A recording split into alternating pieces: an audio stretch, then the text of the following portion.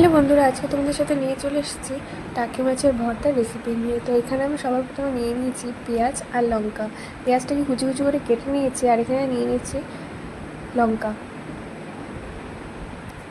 তারপর এখানে মাছকে নুন হলুদ দিয়ে মেখে নিলাম, আর কড়াইয়ের মধ্যে তেল দিয়ে মাছগুলো ছেড়ে দিলাম, নাড়াচাড়া করে নিলাম।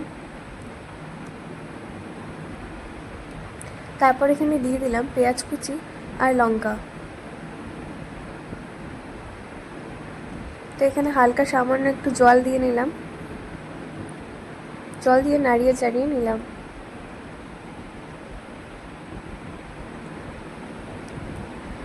তারপর এখান থেকে মাছগুলো তুলে নিলাম এক এক করে।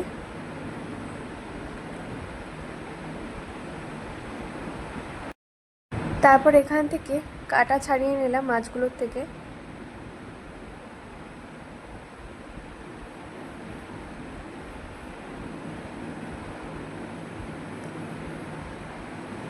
তারপর একটা কড়াইয়ের মধ্যে আবার তেল দিয়ে নিলাম।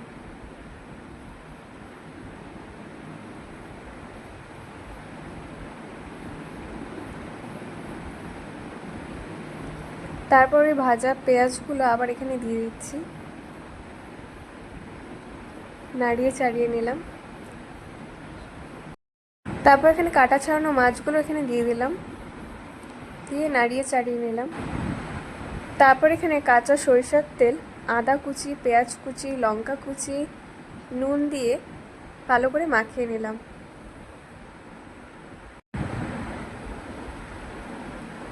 সো ফাইনালি আমাদের টাকি মাছের ভর্তা রেসিপিটি তৈরি। যদি ভিডিওটি ভালো লেগে থাকে, লাইক, কমেন্ট, শেয়ার, সাবস্ক্রাইব করে দিও।